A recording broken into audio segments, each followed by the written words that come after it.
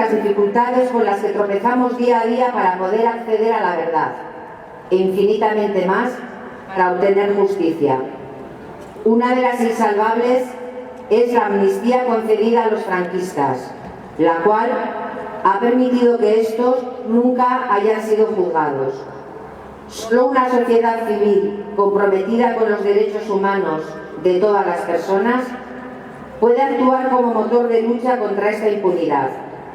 Las leyes de memoria que se están tramitando tanto en el Estado como en Euskal Herria deberían garantizar el acceso a esa justicia.